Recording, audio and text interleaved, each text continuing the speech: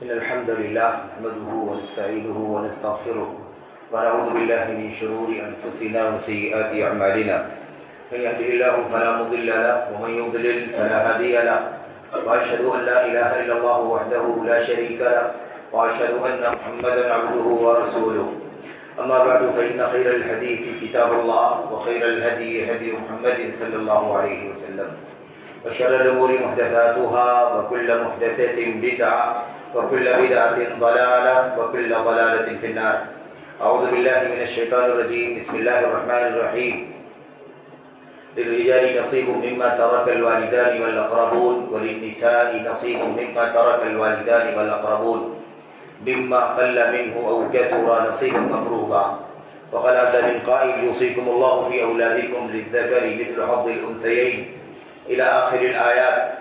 وقال عز من قائل وتأكلون التراث أكلا لما وتحبون المال حبا جما. وقال النبي صلى الله عليه وسلم إن الذين يتخوضون في مال الله بغير حق لهم النار أو كما قال النبي صلى الله عليه وسلم. برادران اسلام، دینی اور ملی بھائیوں، نوجوان دوستوں، احباب اور بزرگوں، قابل احترام اور بہنوں، عزیز بچوں، اللہ تبارک و تعالیٰ نے ہمیں اور آپ کو جو دین عطا فرمایا ہے، جو شریعت اللہ عز و جل نے ہم سب کو عطا فرمائی ہے، یہ شریعت ایسی شریعت ہے جس میں کوئی ایسا مسئلہ اور کسی بھی دور میں نہیں آ سکتا جس کا حل موجود نہ ہو۔ اس دین اور شریعت کی خصوصیت یہ ہے کہ یہ کسی دور کے لیے، کسی زمانے کے لیے خاص نہیں ہے۔ اس کو زمان سے، مکان سے، زمانہ و مکان کی قید سے اس کا کوئی تعلق نہیں ہے۔ یہ اب قیامت تک کے لیے ہے۔ آخری فرد بشر کے مسئلے کو حل کرنے کے لیے اللہ تبارک و تعالیٰ نے یہ دین عطا فرمایا ہے۔ یہ اس دین اسلام کی جامعیت کا، اس کے شمول کا، اس کی عالمگیریت کا اور اس کے تا قیامت مسئلے کے حل پیش کرنے کا سب سے بڑا ثبوت ہے۔ 14 صدیاں آج تک ہمارے سامنے گزری۔ اس پورے دور میں چاہے کوئی مسئلہ عقائد کا پیدا ہو جائے، عبادات کا مسئلہ پیدا ہو جائے، سیاست کا، معاملات کا، حقوق کا، اللہ تبارک و تعالیٰ سے متعلق یا اللہ تعالیٰ کے بندگان سے متعلق کوئی مسئلہ ایسا نہیں ہے جس کا حل اللہ تبارک و تعالیٰ نے اپنی کتاب میں اور اپنے نبی محمد رسول اللہ صلی اللہ علیہ وسلم کی سنت پہ نہ رکھا۔ یہ اس دین کا عجیب و غریب کمال ہے کہ اس میں ماضی، حال، مستقبل، تمام کی تمام چیزیں اور تمام کے تمام زمانوں کا حل موجود ہے۔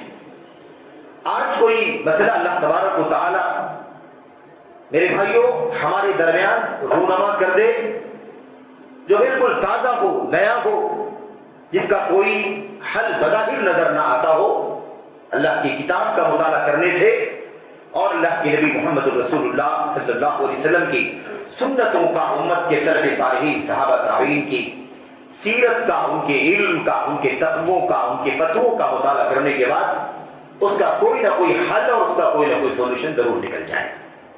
قرآن کریم کے اندر جو احکام اتر گئے، نبی کریم محمد رسول اللہ صلی اللہ علیہ وسلم کی سنت میں جو باتیں آ گئیں، جو عملی چیزیں لوگوں کے سامنے، حضرات صحابہ کرام کے سامنے پیش کر دی گئی، جو تقریرات یعنی مسائل اللہ کے نبی صلی اللہ علیہ وسلم کے پیش ہوئے اور آپ نے خاموشی اختیار کی، اس پر ٹوکا نہیں، کسی طرح کی گرفت نہیں فرمائی، منع نہیں فرمایا، اس طرح کے مسائل، ایسے ہی اللہ کے نبی علیہ السلام کے فتاوے، بہت سارے مسائل میں نبی کریم صلی اللہ علیہ وسلم کے فیصلے اور قضیے اس وقت انجام پائے ہیں جب نبی کریم صلی اللہ علیہ وسلم موجود تھے۔ لیکن آج وہ ساری کی ساری چیزیں، سارے مسائل جو ہمارے سامنے پیش آ رہے ہیں، اس مستقبل کا حل اس ماضی کے اندر موجود ہے۔ آج یہ ہمارے سامنے حاضر ہے، لیکن اس ماضی کے مقابلے میں یہ حاضر مستقبل ہے، اور آج جو میرے بھائیوں یہ حاضر ہے، ابھی مستقبل آنے والا ہے۔ قیامت کی صبح تک سارے کے سارے مسائل میرے بھائیوں جو بھی پیش آئیں گے سب کا حل اللہ تبارک و تعالیٰ نے بیان فرما دیا۔ جتنے جھگڑے ہوں گے، جتنے قضیے ہوں گے، جتنے دین اسلام کی جتنی مخالفتیں ہوں گی، ان تمام تر حالات میں اللہ تبارک و تعالیٰ کی دین کی طرف سے رہنمائی موجود ہے، اس کا حل موجود ہے، جرائم کی سزائیں موجود ہیں، اور اچھائیوں بھلائیوں کی تقدیر اور تقریب موجود ہے۔ یہ اللہ تبارک و تعالیٰ کا عجیب و غریب نظام۔ میرے بھائیوں، میرے بزرگوں، یہ دین حقوق کا دین ہے۔ اس میں ہر ایک کے حقوق اللہ تبارک و تعالیٰ نے متعین فرمائے، اور ہر ایک کے حقوق کی ادائیگی کے اصول اور ضابطے اللہ تبارک و تعالیٰ نے بیان فرمائے۔ ضروری نہیں ہے کہ ہماری عقلیں جو ناقص ہیں، بہت چھوٹی ہیں، کم ہیں، یہ تمام احکامات کا ادراک کر لے جائیں۔ ضروری نہیں ہے کہ ایسا کیوں ہے، ایسا کیوں ہے، ایسا کیوں نہیں ہے۔ اس طرح کے سوالات پیدا ہو سکتے ہیں ہماری اور آپ کی، میرے بھائی، ہمارے اور آپ کے ذہنوں میں، ہماری اور آپ کی فکروں میں، لیکن یہ سارے سوالات دراصل شیطانی انداز کے سوالات ہیں، ابلیسی سوالات ہیں جو ہمارے اور آپ کے ذہنوں میں آتے ہیں۔ دراصل ہونا یہ چاہیے جیسا کہ اللہ تبارک و تعالیٰ کی کتاب قرآن کریم میں بارہا اس بات کا ذکر کیا گیا ہے، اہل ایمان کی خوبی بیان کی گئی، مومنوں کی شان بیان کی گئی، اللہ تبارک و تعالیٰ کی کتاب اور نبی صلی اللہ علیہ وسلم کی سنتوں کی پیروی کرنے والوں، اطاعت کرنے والوں کا تذکرہ کیا گیا، اور یہ کہا گیا کہ اللہ تبارک و تعالیٰ کا جب حکم آتا ہے اور اللہ کا فرمان کوئی نازل ہوتا ہے، یا اللہ کے نبی علیہ السلام کسی مسئلے کے لیے انہیں بلاتے ہیں، تو اللہ تبارک و تعالیٰ کے سچے ایمان والے بندے کہتے ہیں سمعنا و اطعنا، ہم نے سن لیا، مان لیا، ہم نے سن لیا، اطاعت کرنے کے لیے تیار ہیں، سر تسلیم خم ہے، حکم الہی پر، حکم رسول پر ہمیں کوئی اعتراض نہیں ہے، ہم بالوعن اللہ تعالیٰ کے فرمان پر، نبی کی سنتوں پر عمل کرنے کے لیے تیار ہیں، ہاں وہ ہماری سمجھ میں آ جائے یا نہ سمجھ میں آ جائے۔ بہت ساری چیزیں ہماری عقلوں میں، ہماری سوجھ بوجھ میں آتی ہیں کہ ایسا تو نہیں ہونا چاہیے، ایسا تو نہیں ہونا چاہیے، چاہے ہم کبھی اپنی زبان سے کہتے بھی ہوں اور کبھی یا زیادہ تر نہ بھی کہتے ہوں، لیکن ہمارا رویہ، ہمارا عمل، ہمارا کردار یہ بتلاتا ہے کہ ہم اللہ تبارک و تعالیٰ کے حکم اور فیصلے کے سلسلے میں اس قسم کے خاموش اعتراضات اپنے ذہنوں میں، اپنے دلوں میں رکھتے ہیں، جس کا ثبوت ہمارے اعمال ہیں، اس کا ثبوت ہمارے کرتوت ہیں، ہماری حرکات و سکنات ہیں، ہمارا رویہ ہے، ہمارا عمل۔ میرے بھائی، میرے بزرگوں، اس لیے ہمیں اور آپ کو یہ بات سمجھ لینی چاہیے کہ اہل ایمان کی پہچان یہ ہے کہ وہ اللہ تبارک و تعالیٰ کا حکم آئے تو اپنی تمام تر سوچ کو، اپنی تمام تر جذبات کو، تمام تر بھاوناؤں کو، اپنی عقل کو، اپنی سوجھ بوجھ کو، اپنی نظریات کو، اپنی تھیوری کو ایک کنارے رکھ کر کے اللہ تبارک و تعالیٰ کے حکم پر عمل کرنے والے بن جائیں۔ تو آمنا و صدقنا اور سمعنا و اطعنا، یہ اللہ تبارک و تعالیٰ کے سچے ایمان والے بندوں کی شان اور پہچان تھی۔ اور اس کے بالمقابل میرے بھائیوں، سن لیا اور مانیں گے نہیں، سن لیا اور نافرمانی کریں گے، فرمان تو مل گیا ہے لیکن فرما برداری نہیں کریں گے، یہ رویہ کفار کا، مشرکین کا، اہل کتاب کا، یہودیوں کا، عیسائیوں کا رہا ہے۔ سمعنا و عصینا، ہم نے سن لیا ہے لیکن نافرمانی کریں گے، ہم نے سن لیا اللہ کے کلام کی آیت کو، ہم نے سن لیا نبی کریم صلی اللہ علیہ وسلم کے حدیثوں کو، لیکن ہم اسے تسلیم نہیں کریں گے، تسلیم نہیں کریں گے۔ یہ جو رویہ ہے یہ ہمارا اور آپ کا نہیں ہو سکتا۔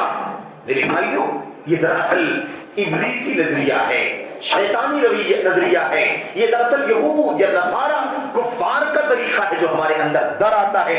اپنی زبانوں سے ہم یہ بات کہنے کے لیے راضی نہیں ہوتے، اپنے اوپر یہ حکم لگایا جائے تو کبھی اس بات کو برداشت نہیں کر سکتے، لیکن اپنے کردار سے، اپنے رویے سے، اپنے عمل سے، ہمارا جو ہماری زندگی کا جو تطبیقی، عملی تطبیقی جو میرے بھائیو ثبوت ہے، وہ بالکل اسی طرح سے ہے کہ ہم اللہ تبارک و تعالیٰ کے حکم کو ماننے کا دعویٰ تو کرتے ہیں، لیکن کردار میں بہت ساری مخالفتیں، بہت ساری نافرمانیاں، بہت ساری انحرافات ہمارے اندر پائے جاتے ہیں، اور یہ بڑا خطرناک مسئلہ ہے۔ میرے بھائیو، ایک مسئلہ بڑا اہم ہے اور ہماری سماج کا، ہماری سوسائٹی کا، مسلم سماج اور سوسائٹی کا، اور اگر عام کر کے بات کریں تو ایسا بھی ہے میرے بھائیوں کہ کیا پڑھا لکھا، کیا ان پڑھ، کیا دیندار، کیا دنیا دار، کیا چھوٹا، کیا بڑا، کیا امیر، کیا غریب، عام طور پر یہ مسئلہ پھیلا ہوا ہے۔ اور وہ مسئلہ یہ کہ میرے بھائیوں کہ جب کسی شخص کی موت ہو جائے، کسی کی وفات ہو جائے، تو ماں تارک جو کچھ وہ چھوڑ کر کے جائے، مال دولت، کیش کی شکل میں، بینک بیلنس کی شکل میں، زمین جائیداد کی شکل میں، پراپرٹیوں کی شکل میں، کمپنیوں، فیکٹریوں، دکانوں، مکان کی شکل میں، کپڑے کی شکل میں، اناج گلنے کی شکل میں کسی بھی شکل میں چھوڑ کر کے جاتا ہو، اللہ تبارک و تعالیٰ کا حکم ہے کہ پورا نظام قرآن کریم میں اترا ہوا ہے۔ رب ذوالجلال نے اس مسئلے کو جتنی تفصیل سے خود قرآن کریم میں بیان فرمایا ہے، شریعت کی کسی مسئلے کو خود بیان نہیں فرمایا ہے، اپنے نبی کی زبانی بیان فرمایا ہے، اور اس کی تفصیلات حدیث کے اندر موجود ہیں۔ واحد مسئلہ ہے شریعت اسلامیہ کا کہ مرنے والے کے مال کو تقسیم کرنے کا ضابطہ کیا ہے، اصول کیا ہے، اس کے حدود کیا ہے، اس کی مقدار کیا ہے، اس کی کوانٹٹی کیا ہے، کب کس کو کتنا حق دیا جائے گا، یہ معاملہ اللہ تبارک و تعالیٰ نے خود قرآن کریم میں تفصیل سے بیان فرما دیا ہے۔ ایک ایک نقطے کی وضاحت اللہ تبارک و تعالیٰ نے فرمائی۔ میرے بھائیوں، میرے بزرگوں، تو یہ سماج کا بڑا عجیب و غریب مسئلہ ہے کہ سب سے زیادہ اہمیت اللہ تبارک و تعالیٰ کی کتاب میں اس مسئلے کی ہے کہ اس کے سارے باریک باریک مسائل کو اللہ تبارک و تعالیٰ نے اپنی کتاب میں بیان فرمایا۔ نبی کریم صلی اللہ علیہ وسلم کی سنتوں میں اس کی چند مزید وضاحتیں موجود ہیں، لیکن تفصیلات اللہ تعالیٰ نے خود بیان فرما دی، اور کس کو کتنا ملنا ہے، کیوں ملنا ہے، کس کے رہنے سے کس کو کتنا ملے گا، کس کے نہ رہنے سے کس کو کتنا ملے گا، کتنا زیادہ ہو جائے گا، کتنا کم ہو جائے گا، کون کس حالت میں محروم کر دیا جائے گا، کون کس حالت میں زیادہ پائے گا، یہ ساری چیزیں اللہ تبارک و تعالیٰ نے بیان فرما دی ہے۔ اور ایک قاعدہ بیان فرما دیا، لا تدرون ایہم اقرب، تم نہیں جانتے ہو کہ زیادہ قریب کون ہے۔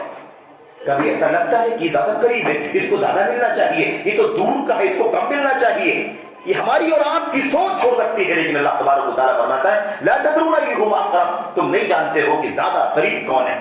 اللہ تبارک و تعالیٰ جانتا ہے کہ کون زیادہ قریب ہے، کون زیادہ دور ہے، کس کو کتنا ملنا چاہیے اور کیوں ملنا چاہیے، اللہ تبارک و تعالیٰ خوب جانتا ہے۔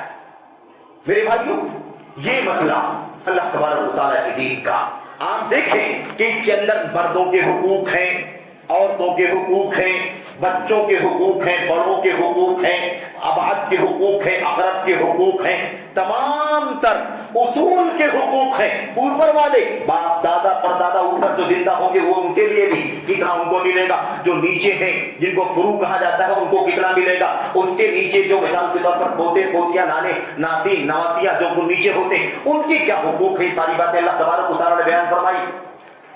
زوجین میاں بیوی کا کیا معاملہ، شوہر کو بیوی سے، بیوی کو شوہر سے کتنا ملے گا، یہ ساری باتیں تو اعلیٰ ادنا زوجین حواشی فرو بیٹے بیٹیاں سب کے حقوق اللہ تبارک و تعالیٰ نے بیان فرما دیا ہے اور تفصیل کے ساتھ بیان فرمایا ہے۔ لیکن افسوس یہ ہے کہ آج مسلم سماج کا جائزہ لے کر کے دیکھا جائے تو افسوس کرنا پڑتا ہے کہ آخر کہاں یہ اللہ تبارک و تعالیٰ کی کلام کی آیتیں، کہاں اللہ تبارک و تعالیٰ کا فرمان یوصیکم اللہ فی اولادکم، اللہ تمہیں وصیت کرتا ہے، تاکیدی حکم دیتا ہے، فی اولادکم تمہاری اولاد کے بارے میں، تمہاری اولاد میں بیٹے بیٹیاں سب ہے کہ نہیں ہے، بیٹے بھی اولاد میں بیٹیاں بھی اولاد میں، اللہ تعالیٰ فرماتا ہے اللہ تمہیں وصیت کرتا ہے تمہاری اولاد کے بارے میں، للذکر مثل حظ الانثیین، دو مؤنث کے برابر ایک مذکر کو ملے گا۔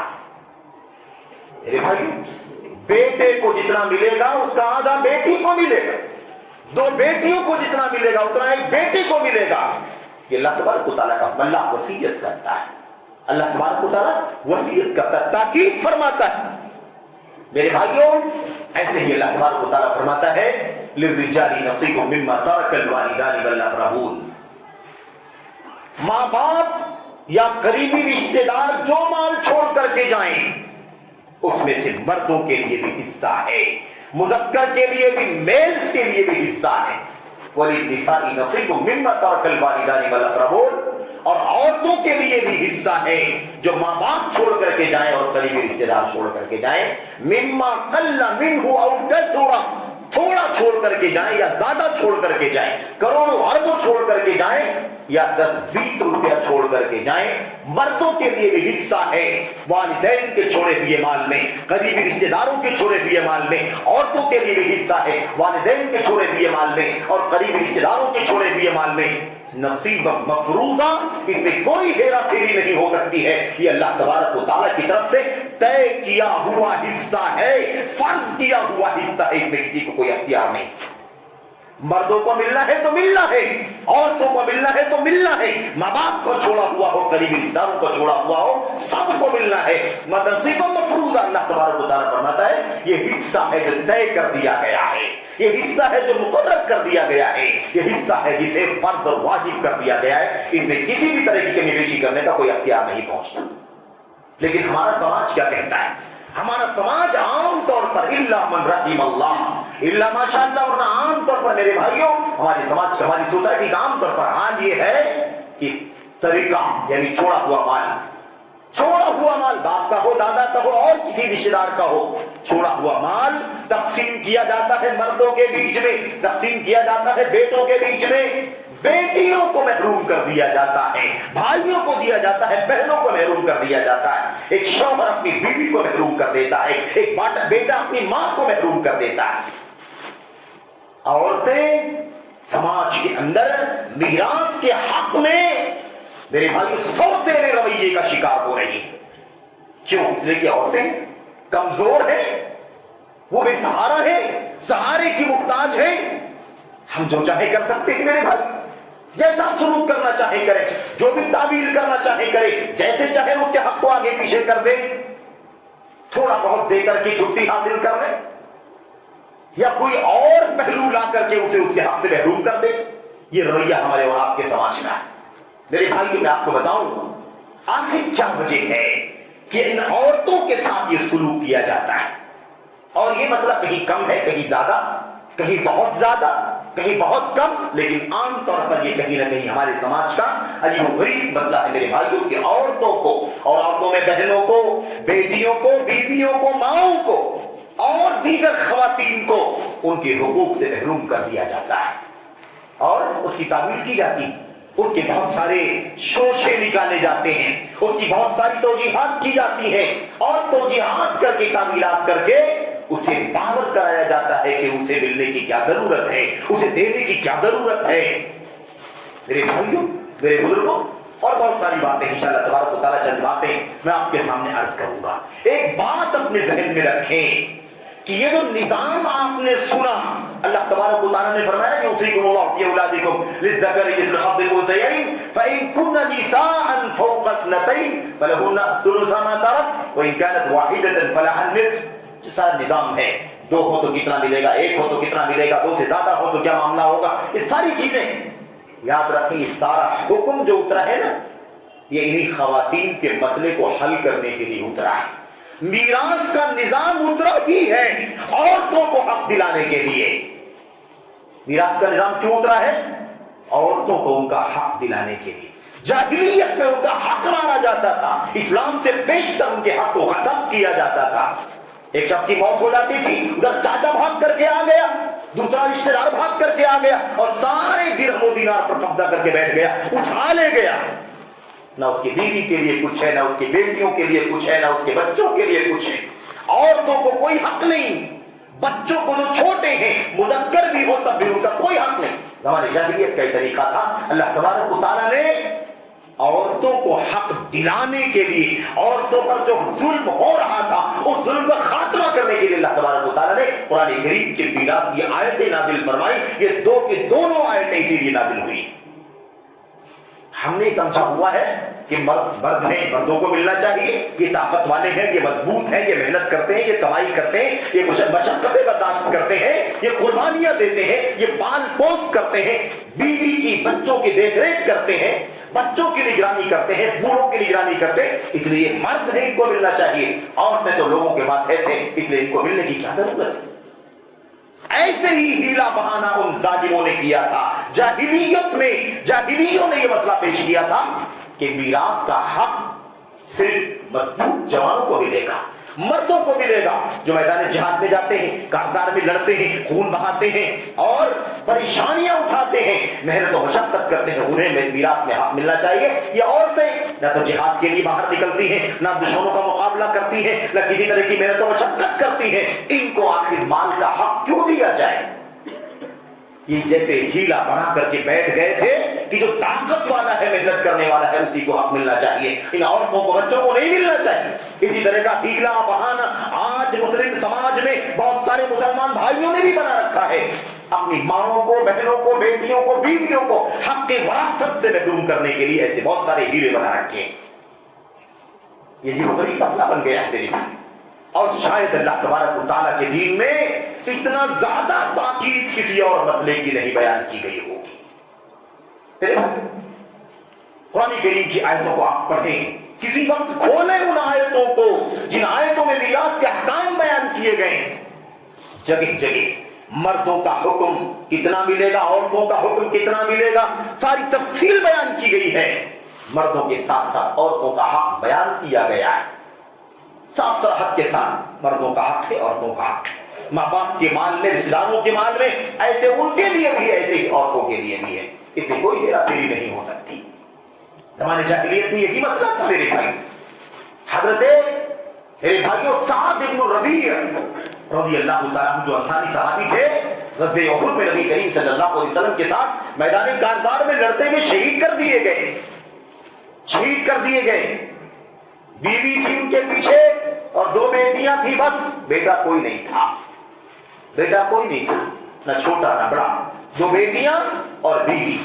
جیسے ہی شہادت کا پتہ چلا، سعد بن ربیع کا بھائی بھاگتا بھاگتا آیا اور سارے مال پر قبضہ کر کے بیٹھ گیا، اور اس نے کہا یہ میرا ہے سارا کا سارا مال، کیونکہ تم عورت ہو اور یہ سب بچیاں ہیں، چھوٹی ہیں اور ویسے بھی مؤنث ہیں، اس لیے تمہارا اس میں کوئی نہیں ہے۔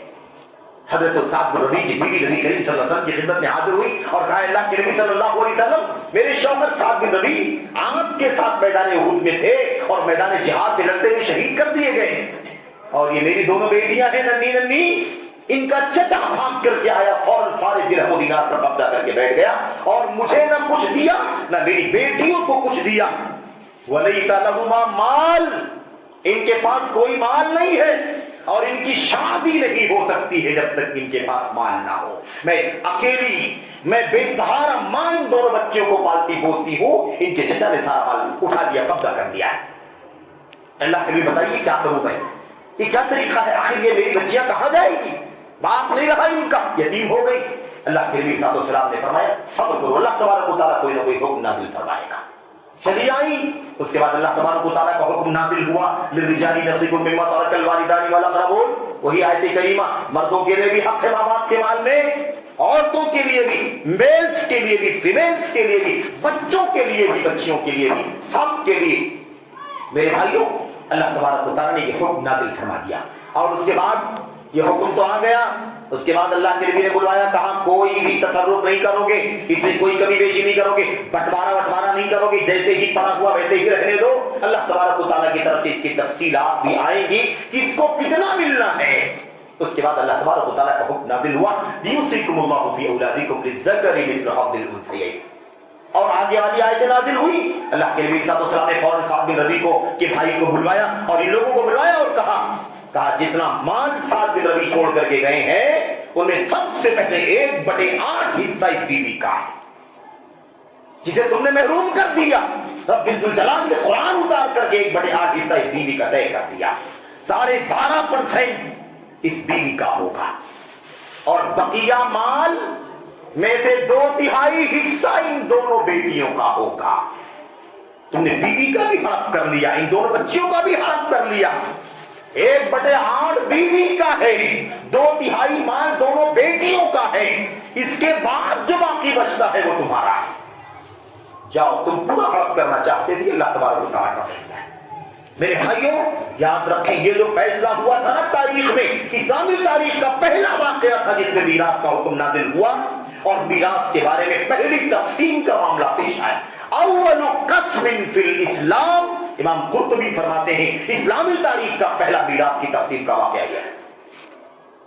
دیکھا آپ نے، میراث کے احکام، میراث کی آیتیں اتری ہی اس لیے ہے خواتین کو حق کے میراث دلوانے کے لیے، عورتوں کا حق کی وراثت دلوانے کے لیے اتری ہیں۔ اسی پس منظر میں یہ آیتیں اتری ہیں میرے بھائی، اور اس طرح کے کتنے سارے واقعات۔ پتہ یہ چلا کہ اللہ تبارک و تعالیٰ کی دین کے اندر جیسے مردوں کے حقوق ہیں میراث میں، ایسے عورتوں کے بھی حقوق ہیں. اس میں کمی بیشی کرنا اپنے آپ کو اللہ تبارک و تعالیٰ کے عذاب کے حوالے کرنا ہے. ان الذين يتخوضون في مال الله بغير حق فلهم النار. جو اللہ تبارک و تعالیٰ کے مال میں من مانی تصرف کرتے ہیں، من چاہا تصرف کرتے ہیں، ان کے لیے جہنم کی آگ ہے. میرے بھائی کوئی حق نہیں پہنچتا، یہ مال اللہ کا ہی ہے. آج وراثت میں ہم نے لے لیا، ہمارا بھی نہیں ہے، استعمال کر لیا، مریں گے تو پھر یہ آگے والے کے پاس جائے گا. وہ مرے گا، اس کے بعد والے کے پاس جائے گا، اس کی موت ہوگی اس کے بعد. میرے بھائی وَلِلَّهِ مِيرَاثُ السَّمَاوَاتِ وَالْأَرْضِ، آسمان و زمینوں کی وراثت اللہ تبارک و تعالیٰ کے ہاتھ میں. یہ گھوم کر کے ساری دولت، زمین آسمان اور ساری دولت بیچ میں جتنی رہے، یہ سب کچھ کس کا ہے؟ یہ اللہ تبارک و تعالیٰ کا ہے. اللہ تبارک و تعالیٰ کی میراث ہے. یہ سب اخیر میں پلٹ کر کے اللہ تبارک و تعالیٰ کے پاس ہی جانے والا ہے، لوٹ کر کے اللہ تعالیٰ کے پاس ہی جانے والا ہے. جب پتہ یہ چلا کہ عورتوں کا حق اسلام کے اندر ایک دم متعین ہے، ایک دم طے ہے. بہن کی حیثیت سے کتنا حصہ، ماں کی حیثیت سے کتنا حصہ، بہن بیٹی کی حیثیت سے کتنا حصہ، بیوی کی حیثیت سے کتنا حصہ، اور اس کے بعد اوپر دادی ہے تو کتنا حصہ، نانی ہے تو کتنا حصہ. میرے بھائیوں سارا نظام اللہ تبارک و تعالیٰ نے بتلا دیا ہے. محروم نہیں کیا جا سکتا. ہیلوں سے، بہانوں سے، تعویلات سے، توجیہات سے اور بہت سارے منطقی فلسفی باتیں لا کر کے ان خواتین کو محروم نہیں کیا جا سکتا. اور یاد رکھو ایک ذرہ بھی، اللہ کی قسم ہے، کوئی کسی کا ہڑپ کر کے بندے کا حق قیامت کی دن اپنے آپ کو بغیر سزا کے نجات نہیں دلا سکتا. اس لیے اس معاملے میں ڈر بھی بہت خطرناک ہے، اس معاملے میں آزادی بہت خطرناک، اس معاملے میں بے فکری بہت خطرناک ہے. فکر مندی کی ضرورت ہے. سماج میں یاد رکھو سماج میں جب ظلم بڑھ جاتا ہے، کرپشن بڑھ جاتا ہے، جرائم بڑھ جاتے ہیں، تو اللہ تبارک و تعالیٰ کی طرف سے خاموش عذاب بھی آتا ہے. خاموش عذاب آتا ہے میرے بھائی، دکھائی نہیں دیتا کہ عذاب ہے، لیکن امن غارت ہو جاتا ہے، سکون ختم ہو جاتا ہے، زندگی کی لذت ختم ہو جاتی ہے، عجیب و غریب بے چینی ہو جاتی ہے، بے بسی کا ماحول ہو جاتا ہے. ایسا لگتا ہے زندگی کے اندر کوئی امن و سکون نہیں، کوئی چین نہیں. یہ صورتحال بن جاتی. ہم نے کہیں ظلم کے نتیجے میں اپنا ماحول خراب تو نہیں کر لیا. مال کا مسئلہ بڑا خطرناک ہے، اور مال کا فتنہ بڑا خطرناک ہے. بڑے فتنوں میں امت کے مال کا فتنہ ہے. اس امت کا فتنہ تو مال میں آزمائے جائیں. میرے بھائیوں اگر اس مسئلے کا غور کریں تو اللہ تبارک و تعالیٰ کے کلام کی بہت ساری آیتیں، بہت ساری حدیثیں اور بہت سارے پہلو موجود ہیں. میں چند باتیں آپ کے سامنے خاص طور پر اس حوالے سے ذکر کرنا چاہتا ہوں، اپنے آپ کو نصیحت کرنے کے لیے، اپنے بھائیوں تک یہ پیغام پہنچانے کے لیے، اپنے بہنوں کو بھی یہ پیغام پہنچانے کے لیے کہ ان کا حق اللہ نے متعین کر رکھا ہے، اپنی کتاب کے اندر اتارا، اپنے نبی کی سنت میں اتارا. حضرات صحابہ کرام نے اپنی زندگیوں میں خواتین کا، ماؤں کا، بہنوں کو، بیٹیوں کو اور بیویوں کو اپنا اپنا حق دیا. ماؤں نے، بہنوں نے، بیویوں نے، بیٹیوں نے اپنا حق لیا.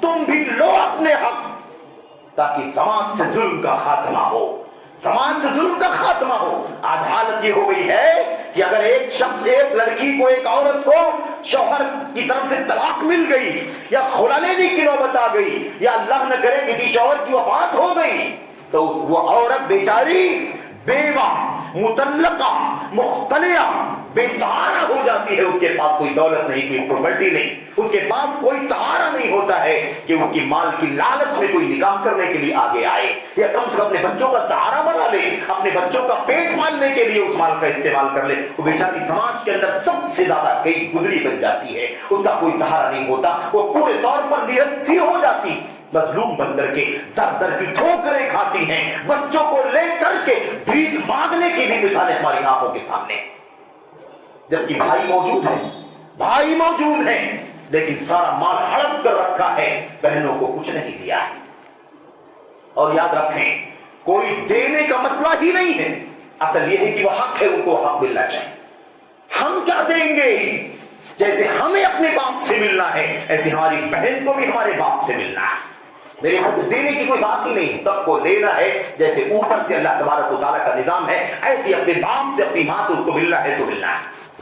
میرے بھائیوں، اللہ کے نبی محمد رسول اللہ صلی اللہ علیہ وسلم نے بہت ساری حدیثوں میں وعید بیان فرمائی ہے. کسی کا ناحق مال ہڑپ کر لینا، کسی کا چھین لینا، کسی کا جھپٹ لینا، کسی کا ہتھیا لینا، یا کسی بھی چال فریب داؤ کے ذریعے سے ایک ذرہ بھی کسی نے اگر ہڑپ کر لیا تو کل قیامت کے دن میرے بھائیوں اللہ تبارک و تعالیٰ ساری انسانیت کے سامنے، اولین سے لے کر کے آخرین تک سب کے سامنے اسے اختیار دے گا. اس بیوی کو اختیار دے گا شوہر سے، باپ بہن کو اختیار دے گا بھائی سے، بیٹی کو اختیار دے گا باپ سے. میرے بھائیوں، اللہ تبارک و تعالیٰ کی اپنا حق لے لو، اعلان ہوگا قیامت کے دن. اللہ اکبر، عجیب و غریب مسئلہ ہے. فَإِذَا نُفِخَ فِي الصُّورِ فَلَا أَنْسَابَ بَيْنَهُمْ يَوْمَئِذٍ وَلَا يَتَسَاءَلُونَ. اللہ تبارک و تعالیٰ فرماتا ہے جب سور پھونکا جائے گا، کون سا سور؟ جس کو باس بادل موت کا سور کہا جاتا ہے. قبروں سے نکل کر کے سب زندہ ہو جائیں گے اور بھاگیں گے ارض محشر کی طرف. اللہ تبارک و تعالیٰ فرماتا ہے اس دن فَلَا أَنْسَابَ بَيْنَهُمْ، کوئی نسب باقی نہیں بچے گا. یہ رشتہ دار ہے، وہ میرا رشتہ دار، وہ اس کا رشتہ دار، وہ اس کا بھائی، وہ اس کی بہن، وہ اس کا شوہر، وہ اس کی بیوی، کچھ نہیں. اللہ تبارک و تعالیٰ کے سامنے سب کو اپنا اپنا حق دیا جائے گا، سب اپنے حق کے لیے کھڑے ہوں گے. اس آیت کریمہ کی تفسیر میں حضرت عبداللہ بن عباس یا عبداللہ بن مسعود رضی اللہ تعالیٰ عنہ بیان فرماتے ہیں قیامت کے دن اللہ تبارک و تعالیٰ کی طرف سے اعلان ہوگا، لوگوں اپنے اپنے حق جس کے حق جن لوگوں نے مارا ہے، آج عدل کا دن ہے، فیصلے کا دن ہے، جزا کا دن ہے. اپنے اپنے حق کے لیے ہاتھ اٹھاؤ، مانگو اپنے اپنے حق کو. جن لوگوں نے ہڑپ کیا ہوگا، چھینا ہوگا، چھپٹا ہوگا، ہتھیایا ہوگا، ان سب سے ان کا حق اللہ تبارک و تعالیٰ دلائے گا. جیسے اللہ تبارک و تعالیٰ کی طرف سے اعلان ہوگا سارے لوگ خوش ہو جائیں گے. روایت میں موجود ہے کہ عورتیں خوش ہو جائیں گی، ماں خوش ہوگی. اللہ اکبر، ماں خوش ہوگی کہ مجھے اپنے بیٹے سے حصہ ملے گا، بیٹی خوش ہوگی اپنے باپ سے حصہ ملے گا، بیوی خوش ہوگی اپنے شوہر سے حصہ ملے گا، بہن خوش ہوگی کہ مجھے اپنے بھائی سے حصہ ملے گا. اور سب کو حق دے دیا جائے گا، سب کو حق دے دیا جائے گا. اگر حق دے سکے گا نیکی کے بدلے میں، نیکی کی شکل میں، تو اس کو حق دے دیا جائے گا. اور اگر نیکیاں کم پڑ جائیں گی تو ان کے گناہ اٹھا کر کے ان کی گردنوں پر لاد دیے جائیں گے. وہ بھائی جس نے بہن کا حق مار کر کے بہت کچھ دولت بنا لی تھی، کل قیامت کے دن اس کے گناہوں کا گٹھا اس کی گردن پر ڈال دیا جائے گا. باپ نے جس نے بیٹی کا حق مارا ہے، اور لوگ جیتے جی مار لیتے ہیں، جیتے جی ماحول بنا دیتے ہیں بہت سارے بیٹوں. اور عجیب و غریب ہمارے یہاں کا تو عجیب ماحول ہے، لوگ بیٹیوں کو شمار ہی نہیں کرتے. ایک آدمی کے پاس اگر 2 بیٹیاں 2 بیٹے ہیں تو وہ 2 بیٹوں کو بھی شمار کرتا ہے، بیٹیوں کو شمار ہی نہیں کرتا. وہ سوچتا 2 فلیٹ ہونا چاہیے کیونکہ 2 بیٹے ہیں، 2 دکان ہونی چاہیے کیونکہ 2 بیٹے ہیں، 2 کھیتیاں ہونی چاہیے، 2 اکاؤنٹ ہونا چاہیے، 2 بیلنس ہونا چاہیے، 2 گاڑیاں ہونی چاہیے کیونکہ 2 بیٹے. بیٹیاں کہاں ہیں بھائی؟ بیٹیوں کا کوئی شمار نہیں. عجیب و غریب مسئلہ بن گیا ہے. یہ ظلم، یہ کرپشن، بندوں کا حق مار کے، خون کے رشتوں کا خون کر کے، کتنا لذت، کتنا مزہ دنیا میں حاصل کریں گے لوگ. کل قیامت کے دن اللہ تبارک و تعالیٰ ان سب کو کھڑے کر کے میرے بھائیوں حساب و کتاب لے گا. بہن اپنے بھائی سے، ماں اپنے بیٹے سے، بیٹی اپنے باپ سے، بیوی اپنے شوہر سے. میرے بھائی خوش ہو، اعلان ہو گیا اللہ آئے تو اس کا بدلہ ملے گا. دنیا میں بہت تکلیفیں اٹھایا، در کی ٹھوکر کھائی، بھٹکی گلیوں کے اندر بچے کو پالنے کے لیے، پوسنے کے لیے، لیکن ظالموں نے حق مار لیا تھا، ہمارے پاس کچھ نہیں تھا. آج خوشی ہے کہ اللہ نے اعلان کر دیا تو آج اپنے رشتہ داروں سے، مردوں سے مجھے حق مل کر کے رہے گا.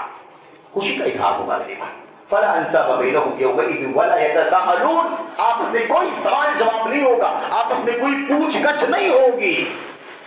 سب کو عدل اور انصاف کے مطابق حق دیا جائے گا. لَتُؤَدُّنَّ الْحُقُوقَ إِلَىٰ أَهْلِهَا حَتَّى يُقَادَ لِلشَّاةِ الْجَلْحَاءِ مِنَ الشَّاةِ الْقَرْنَاءِ. اللہ کے نبی نے فرمایا سب کو اپنی اپنی ذمہ داری، اپنے اپنے گردن پر دوسرے کا جو حق ہے، سب کے سب تم اپنے اپنے حق ادا کر دو. سب اپنا اپنا ادا کر دیں. میری گردن پہ جس کا حق ہے میں سب کو ادا کر دوں. آپ کے جس کی گردن پر جس کا بھی حق ہے سب کے سب ضرور اپنا حق ادا کر دو، قبل اس کے کہ وہ قیامت کا دن آئے जिस दिन अदल का अंदाज ये होगा कि सींग वाली बकरी ने अगर बगैर सींग वाली को मारा होगा तो सींग वाली बकरी से भी अल्लाह तबारक व तआला उस बकरी का इंतकाम लेगा। आदिल का निजाम है ना, वमा रब्बुका बिज़ल्लामिल लिल अबीद, एक जर्रा भी जुल्म अल्लाह तबारक व तआला के यहाँ नहीं। लेकिन लोग हड़प करते हैं बहुत सारे हीरे बहानों के साथ। क्या वजह है मेरे भाई? इतनी सारी बातें, इतनी सारी आयतें, इतनी सारी वहीदें, इतनी सारी धमकियां किताब और सुन्नत के अंदर, फिर भी लोग क्या करते हैं? हक मारते हैं, हक मार लेते हैं, गबन कर लेते हैं, हड़प कर लेते हैं। अजीब व गरीब मसला है मेरे भाई। ईमान की कमजोरी है। ईमान की कमजोरी ना होती तो एक तरफ मुसलमान ईमान का दावा करता है, अल्लाह से डरने का दावा करता है, दूसरी तरफ अल्लाह के हुक्म की नाफरमानी करता है कि नहीं करता, मुखालफत करता है कि नहीं करता। ईमान की कमजोरी, ईमान का फुकदान है, ईमान का नक्स है मेरे भाई। दुनिया परस्ती है, कितना माल चाहिए, कितना दौलत चाहिए, कोई हद नहीं, और लाओ और लाओ और लोकान इब्ने आदम वादियानी मिन ज़हबिन लब्तगा ज़ालिका। अगर आदम के बच्चे के पास 2 वादी भर सोना हो जाए तो भी वो तीसरी वादी की तमन्ना करेगा। उसका पेट नहीं भर सकता जब तक कि उसे कब्र की मिट्टी में दाखिल न कर दिया जाए। ये सूरत हाल है। और अजीबो गरीब फलसफा और बना रखा है मेरे भाइयों, उजरे गुनाह बदतरस गुनाह। बहुत सारे भाई हमारे समाज के अंदर एक अजीबो गरीब रास्ते पर चलते हैं। वो रास्ता क्या है मेरे भाई? और शायद ये हमारे समाज का एक आम बलवा है। वो बलवा क्या है? बलवा ये है कि बहुत सारे बाप ये समझते हैं, ऐसे ही उसी के रास्ते पर चल करके भाई ये समझते हैं कि हमारी बेटी की शादी जब हमने की थी तो बहुत लंबा चौड़ा पैसा खर्च कर दिया था, बहुत मेयारी खाना खिलाया था, जहेज में इतना इतना इतना इतना दिया था, गाड़ी दिया था, घर दिया था, जमीन दिया, जायदाद दिया, मेयारी खाना खिलाया, अच्छा हॉल बुक किया, इतने हजार लोगों को दावत दी, अच्छा खासा पैसा इस बच्ची की शादी में खर्च हो चुका है। ये उसके बदले में है, यानी वो जो खर्च हो गया जहेज के नाम पर जो बहुत कुछ पैसे दे दिए, अब ये मीरास के बदले में। ये ऐसे ही है जैसे जमीन और आसमान के कुलाबे इकट्ठा किए जाएं, दुनिया और आखिरत को इकट्ठा कर दिया जाए, मौत और जिंदगी को इकट्ठा कर दिया जाए। मेरे भाइयों, मीरास मरने के बाद आता है, जिंदगी में मीरास नहीं है। जीते जी मीरास नहीं होती, मरने के बाद आप मर जाए, हम मर जाए, फला मर जाए, मरने के बाद जो भी माल, जमीन, जायदाद, कैश बैलेंस जो कुछ भी है उसका हिसाब करके काजी के पास जाए, आलिम के पास जाए और उसे बताया जाए इतनी प्रॉपर्टी छोड़ करके मेरे बाप की वफात हुई है और हम इतने बहन हैं, इतनी बेटियां हैं, इतने भाई हैं, इतने बहन हैं और ये फला दूर नजदीक के रिश्तेदार हैं। बता दो कि अल्लाह तबारक व तआला की किताब और नबी की सुन्नत के मुताबिक इनको कितना हक मिलना चाहिए, किसको कितना मिलना चाहिए। मरने से पहले हमारा कोई अख्तियार नहीं है मेरे भाइयों। मीरास का मामला मरने के बाद, शादी का मामला जिंदगी में। बाप की जिम्मेदारी है कि अपनी बच्ची का निकाह करे, अपनी बच्ची की शादी करे, अच्छा रिश्ता करे, इत्मीनान के साथ करे, सालेह करे, नेक करे। लेकिन दुनिया में नाम कमाने के लिए बड़े लंबी चौड़ी शान और शौकत के साथ धूमधाम से शादियां किया जायदा मेरे भाई। और अजीब गरीब लानत हमारे समाज की, ये जहेज वाली लानत कितनी खतरनाक है। एक लानत आती है, दूसरी लानत को खींच करके लेकर के आती। अगर ये जहेज की लानत ना आती तो मीरास से महरूम करने की लानत ना आती। जहेज इसलिए दे दिया कि इसके बदले में अब मीरास खत्म, मीरास में बेटी का हिस्सा खत्म। 10 लाख खर्च किया, 5 लाख खर्च किया, 20 लाख खर्च किया, अब ये उसके मीरास का हिस्सा खत्म हो गया इसके बदले में। अब मरने के बाद मेरा माल सिर्फ मेरे बेटे के लिए, मेरी बेटी के लिए, मेरे बेटों के लिए, छोटे बड़े वाले बीच वाले के लिए, बेटियों का कोई हक नहीं। क्यों भाई? कहता है कि इसलिए कि इसकी शादी में मैंने जहेज दिया है। जहेज देना लेना एक लानत, इसके बदले में मीरास हड़प कर लेना दूसरी लानत। मेरे भाई, अल्लाह तबारक व तआला कहां हमें फरमाया, कहां है कि तुम जहेज मीरास के बदले में दे करके उसका हक गस्ब कर लो। इसकी क्या दलील है मेरे भाई? और ये बहुत बड़ी लानत, इसकी वजह से समाज के अंदर ये लानत फैल रही है। मीरास से लड़कियों को महरूम किया जा रहा है। और याद रखें कि दो के दोनों गुनाह, ये करना एक जुर्म और मीरास से इसके बदले में महरूम करना दूसरा जुर्म। अजीबोगरीब मसला बन चुका है। लोग अजीबोगरीब मसला, नौजवान, बूढ़े, उनके बाप, अल्लाह तबारक व तआला हम सबको माफ फरमाए, لوگ مطالبہ کرتے ہیں کوئی بچی کا نکاح بچی سے کسی بچی کا رشتہ لے کر کے آ جائے، مجھے آپ کے بیٹے سے رشتہ کرنا ہے، فلاں آپ کے بیٹی سے اپنی بیٹی کا رشتہ آپ کے بیٹے سے کرنا چاہتا ہے۔ تو میرے بھائیو، دین بعد میں، اخلاق بعد میں، عبادت بندگی نیکی تقوی بعد میں، پہلے تو حساب و کتاب ہوتا ہے، ڈیل چلتی ہے جیسے کاروبار میں ڈیل ہوتا ہے، کتنا کیش دے گا، گاڑی کون سی دے گا، کتنی پراپرٹی ہے، کتنی جائیداد ہے، اس کی بات ہوتی ہے میرے بھائی۔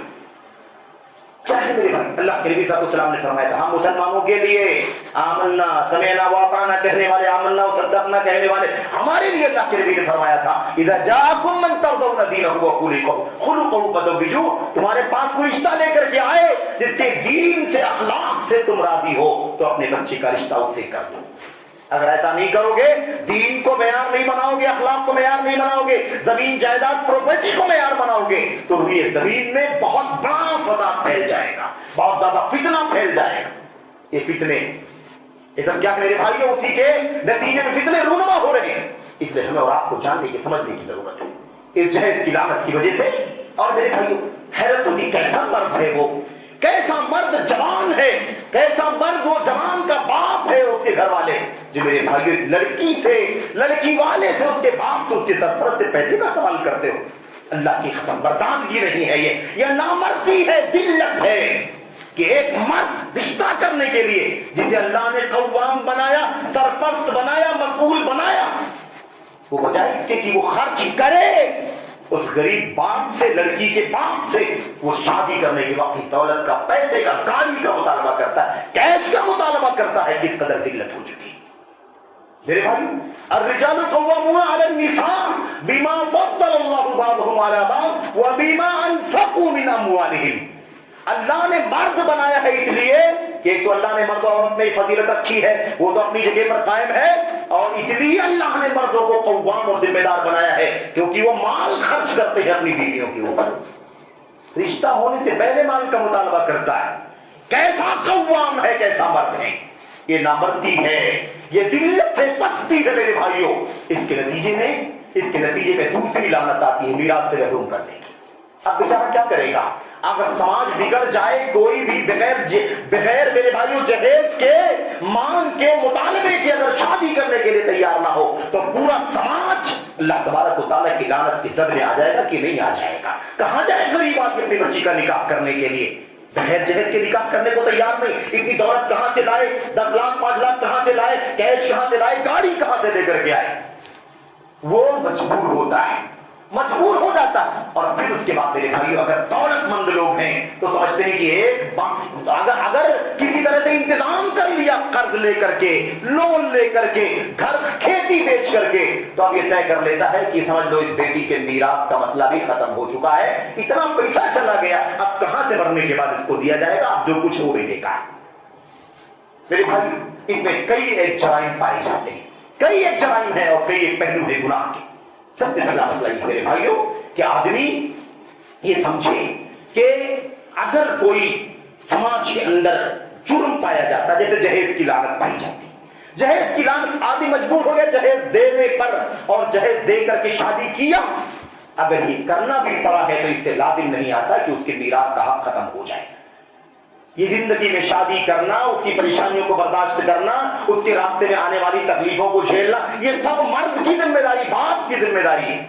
مرنے کے بعد اس کے مال کا اختیار ختم، جو بھی چھوڑ کر جائے گا، 1 کروڑ چھوڑ کر کے جائے گا تب بھی، 10 روپے چھوڑ کر کے جائے گا تب بھی، اللہ تبارک و تعالیٰ کی کتاب کے مطابق اسے بعد میں بیٹوں، بیٹیوں، بیویوں سب کے بیچ میں تقسیم کر دیا جائے گا۔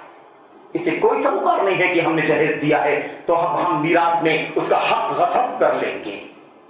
جاہلیت کا طریقہ، جیسے انہوں نے ہیلے بہانے بنا کر کے عورتوں کو محروم کر دیا، ایسے ہم نے بھی ہیلے بہانے بنا کر کے عورتوں کو محروم کر دیا۔ یہ ساری چیزیں کس قدر خطرناک میرے بھائیوں۔ بہرحال تو خلاصہ کلام کیا ہے؟ خلاصہ کلام یہ ہے کہ عورتوں کو حق کی وراثت سے محروم کرنے کے لیے یہ بہت سارے ہیلے بہانے جتن کیے جاتے ہیں۔ دنیا پرستی ہے، بے ایمانی ہے، حرص ہے، لالچ ہے، اور یہ جہیز کی لعنت ہے، اور اس طرح کی بہت ساری چیزیں ہیں میرے بھائیوں، جس کے نتیجے میں سماج کی ایک خاتون کو جو کمزور ہوتی ہے، اللہ کے نبی نے فرمایا تھا کہ میں 2 کمزوروں کا ذمہ دار ہوں، دو کمزوروں کا ذمہ دار ہوں، ایک غلام اور ایک خاتون کا ذمہ دار ہوں۔ ان کے ساتھ ظلم کیا جائے گا، ان کے ساتھ ناانصافی کی جائے گی، ان کا حق مارا جائے گا، کل قیامت کے دن میں گردن پکڑوں گا، دامن پکڑ کر کے اس کا حق دلاؤں گا، کیونکہ اس پر ظلم کیا جا رہا ہے۔ میرے بھائی کتنے لوگ ہیں ہیلے بہانے کر کے اس کو کیا کرنا ہے، یہ تو عورت ہے، اس کو کیا کرنا ہے، دوسرے گھر چلی جائے گی، پراپرٹی بڑھ جائے گی اس لیے نہیں دینا ہے، پراپرٹی بڑھ جائے گی۔ اور بیٹی کو جب بیاہ تھا تو کیا پراپرٹی نہیں بٹی تھی میرے بھائی؟ پھر بیٹی کا نکاح کیوں کر دیا دوسرے گھر میں کسی کے ساتھ؟ عجیب و غریب فلسفے بیان کر دیے گئے، عجیب و غریب باتیں بیان کی جاتی ہے میرے بھائیوں۔ اس کا تو سہارا ہم لوگ خود ہیں، اگر یہ میراث میں حق لے لے گی تو پھر ہمارا اس سے کوئی تعلق نہیں ہے۔ اور ایسے واقعات موجود ہیں، بہن بے سہارا ہو کر کے آئی، بیوہ ہو کر کے آئی، مطلقہ ہو کر کے آئی بھائی کے پاس، تو بھائیوں نے اسے اپنے گھر میں لینے سے انکار کر دیا۔ کیوں؟ اس لیے کہ تم نے مرنے باپ کی وفات کے بعد اپنا حق میراث لے لیا تھا، تم نے جرم کیا تھا، آج تمہیں اس کی سزا ملے گی، اور آج ہمارے لیے ہمارے گھر میں تمہارے لیے کوئی جگہ نہیں۔ ظلم در ظلم ہے میرے بھائیوں، ایک ذرہ بھی کوئی لے کر کے جانے والا نہیں ہے۔ اتنے لوگوں کی موت ہو گئی، کورونا کے واقعات پچھلے 2 سال کے پہلے، 2 سال پچھلے 2 سال 2.5 سال کے مرحلے میں کتنوں کی موت ہو گئی، کتنے عزیزوں کی، قریبیوں کی، علماء کی موت ہو گئی۔ بھلا بتاؤ کہ دنیا سے گئے کون، کیا لے کر کے گیا؟ سب خالی ہاتھ گئے میرے بھائیوں۔ اس لیے کوئی کسی کا حلف نہ کرے، ایک ذرہ بھی کوئی کسی کا نہ لے۔ اگر کسی نے لیا تو کل قیامت کی دن اللہ تبارک و تعالیٰ بندے کے حق میں کوئی دخل نہیں دے گا، بندے کا حق ہے، بندہ معاف کرے گا تو معاف ہوگا۔ اللہ فرمائے گا میرا اس سے تعلق نہیں، میرا اس سے تعلق نہیں، میرا حق توحید تھا، جس نے شرک کیا طے ہے کہ وہ ہمیشہ ہمیشہ کے لیے جہنمی ہے۔ اور میرے حقوق میں نماز روزہ اور دیگر جو عبادات ہیں یہ میرے حقوق کی چیز ہے، میرا اختیار ہے، میں جسے چاہوں گا معاف کر دوں گا، جسے چاہوں گا سزا دوں گا، جسے چاہوں گا سفارشوں کی سفارش سے معاف کر دوں گا۔ لیکن بندے کا حق بندے کا ہے، اس کا فیصلہ میں نہیں کر سکتا۔ بندہ چاہے گا تو معاف کر دے گا، بندہ چاہے گا تو اسے جہنم کی آگ میں چلا دے گا۔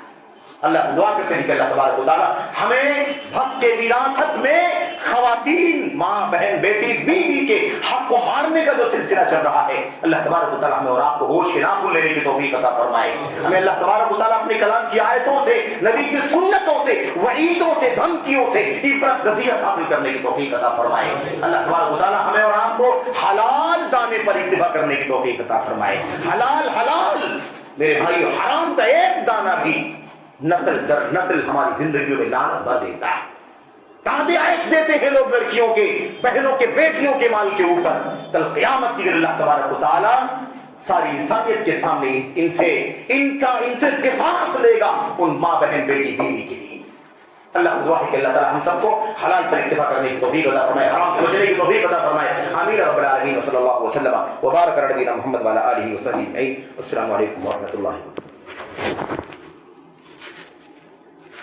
الحمدللہ نحمده ونستعینه ونستغفره اللهم صل علی محمد وعلی آل محمد کما صلیت علی ابراہیم وعلی آل ابراہیم انک حمید مجید اللهم بارک علی محمد وعلی آل محمد کما بارکت علی ابراہیم وعلی آل ابراہیم فی العالمین انک حمید مجید سبحان ربک رب العزة عما یصفون والسلام علی المرسلین والحمد للہ رب العالمین۔